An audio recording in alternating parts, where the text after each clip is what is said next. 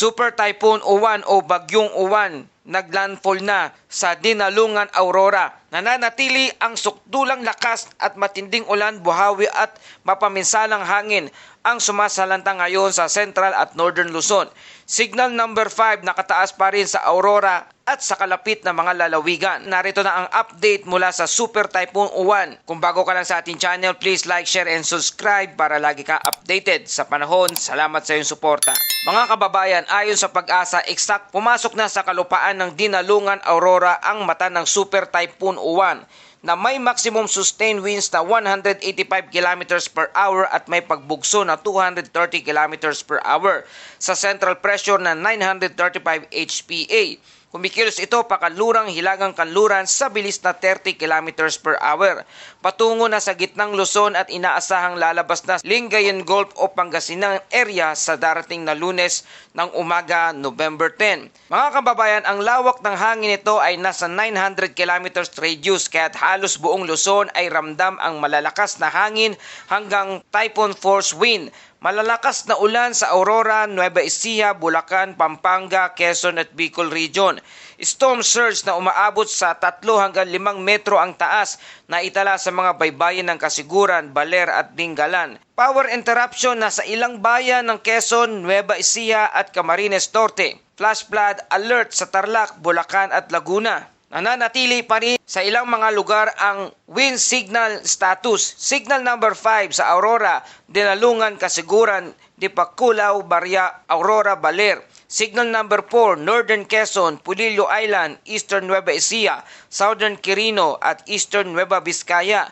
Signal number 3 naman sa Metro Manila, Calabarzon, Central Luzon, Bulacan, Pampanga, Tarlac, Pangasinan, Bicol Region, at signal number 2 and 1 sa Ilocos, Mimaropa at Visayas areas. Mga kababayan, bagamat tumama na sa lupa, nananatiling buo at matatag ang core ng Bagyong Uwan. Ibig sabihin, magpapatuloy ang hagupit ng ulan at hangin kahit umuusad na ito sa kabundukan ng Sierra Madre. Ayon sa latest Himawari imagery, makikita ang napakalinaw na mata ng uwan habang pumapasok sa Aurora.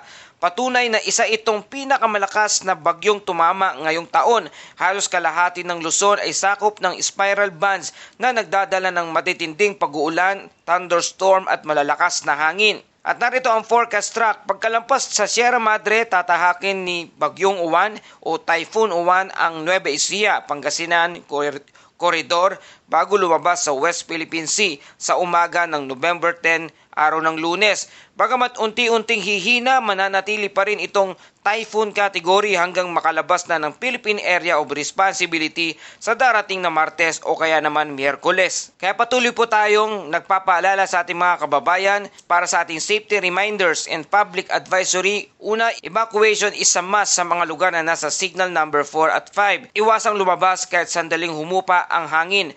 Delikado ang eye wall na kasunod ng mata ng bagyo. Lahat ng biyahe sa dagat at sa himpapawid ay kansilado. Maghanda ng flashlight, power bank, first aid kit at pagkain. At makinig lamang sa mga opisyal na anunsyo ng Pag-asa at NDRRMC at ng inyong local government unit. Mga kababayan, hindi biro ang hagupit ng signal number 5. Kung ikaw ay nasa baybaying lugar, agad na lumipat sa mas mataas na lugar. Huwag nang hintayin ang ulan bago kumilos. Yung uwan sa Catanduanes, halos mag-zero visibility na sa sobrang lakas ng ulan at hangin sa isla ng Catanduanes dahil sa paghagupit ng Super Typhoon Uwan. Ngayong araw ng Linggo, kasalukuyang nakataas sa signal number 5 ang naturang probinsya dulot ng Bagyong Uwan. Malakas din na hangin at buhos ng ulan ang kasalukuyang nararanasan ngayon sa San Antonio, Tigaon, Camarines Sur. Dulot din ng Super Typhoon Uwan at bagsik ng Super Bagyong Uwan sa Pandan, Catanduanes. Nangangalit na ulan at hangin ang humagupit sa Pandan, Catanduanes dulot ng Super Typhoon Uwan na nananatiling nakataas ang signal number 5 at storm surge warning sa lugar. Bunsod pa rin ng Super Typhoon Uwan. Samantala, pinasayaw naman ng malakas na hangin na dulot ng Super Typhoon Uwan pa rin ang isang hanging bridge sa Camaligan, Camarines Sur. Biglang taas ng tubig dagat o storm surge naranasan sa Dingalan, Aurora.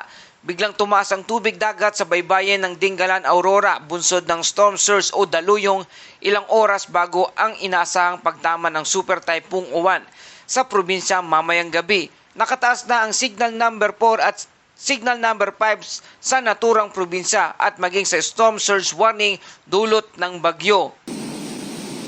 At rumaragas ang baha sa Ginobatan, Albay dulot ng super bagyong Uwan.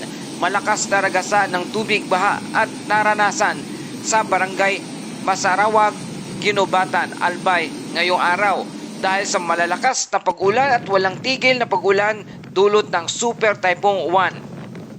Maghanda na Metro Manila, Central Luzon, Northern Luzon at Calabarzon. Papalapit na ang Super Typhoon Uwan.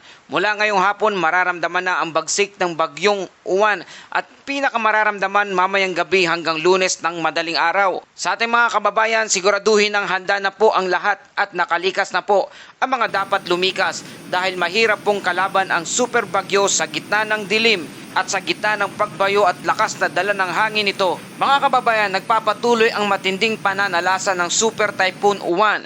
Magandang araw Pilipinas, ito ang Pilipinas Weather ngayon. Narito na ang ating update sa panahon, ang lagay ng bansa at update sa Super Typhoon Uwan.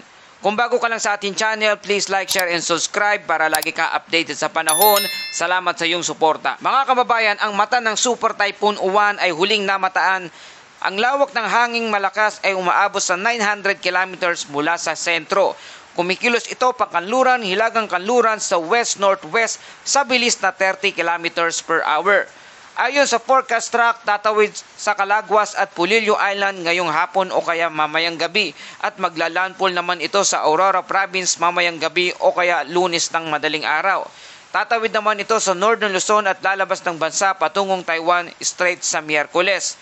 Mga kababayan, wind signal number 5 ay nakataas na sa mga bahagi ng Camarines Norte, Camarines Sur, Aurora at Catanduanes na nangangahulugang extreme threat to life and property. Mga kababayan, halos buong Luzon ay nasa ilalim na ng mga wind signal. Ang sentro ng bagyong Uwan, napakalaki at lawak ng epekto nito.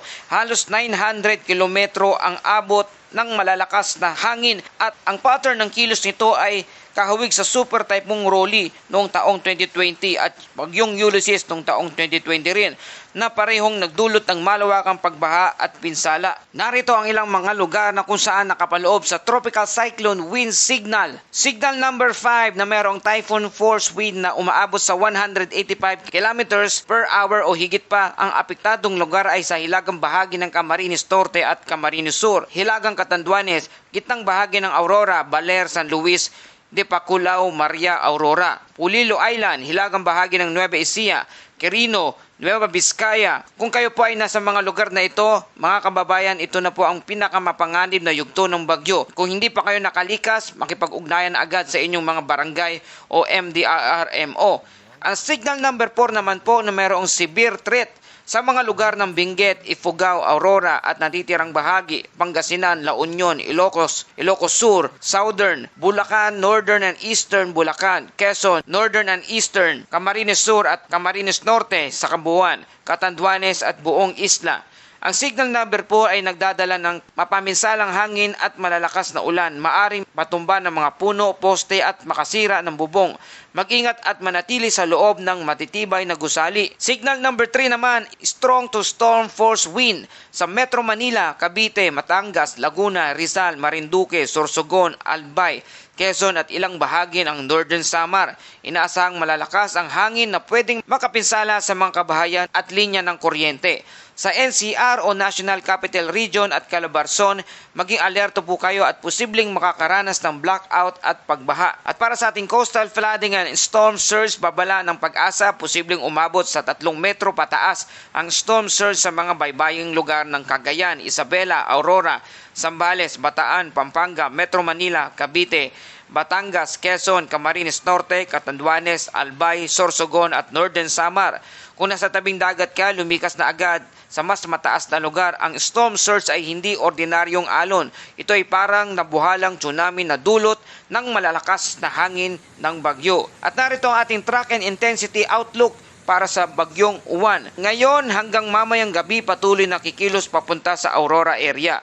Linggo ng gabi o Lunes madaling araw, posibleng maglandfall na ito sa Aurora sa paligid ng Baler o kaya naman Dinalungan. Lunes ng umaga tatawid sa kabundukan ng Cordillera at lalabas sa Lingayen Gulf. Martes hanggang Miyerkules babaybayin ang kanlurang bahagi ng Luzon at posibleng dumiretso sa patungong Taiwan bilang humihinang bagyo.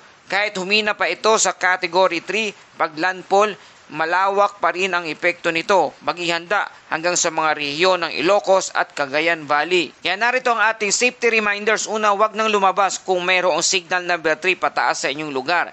Ihanda ang mga emergency kit, flashlight, radyo, tubig, gamit at dokumento. I-charge ang inyong cellphone at power bank habang may kuryente pa.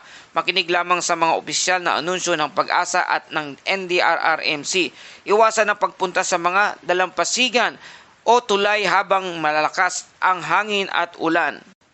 At para sa ating Bible verse of the day mula sa Psalms 46 verse 1, God is our refuge and strength, an ever-present help in troubles. Sa gitna ng unos, huwag tayong mangamba. Ang Diyos ang ating matatag na kanlungan. Manatili tayong ligtas at manalangin at magtulungan. At narito ang ating summary. Super Typhoon Uwan o may international name na Fong Wong na nagkaroon ng intensity umaabot sa 185 km per hour at may pagbugso na umaabot na ng 230 km per hour. Kumikilos ito sa bilis na 30 km per hour at posibleng maglandfall na mamayang gabi o kaya bukas ng madaling araw. Widespread heavy rain, storm surge at destructive wind expected na po natin sa mga lugar na dadaanan ng bagyong Uwan. Mga kababayan, ito na ang huling yugto ng bagyo.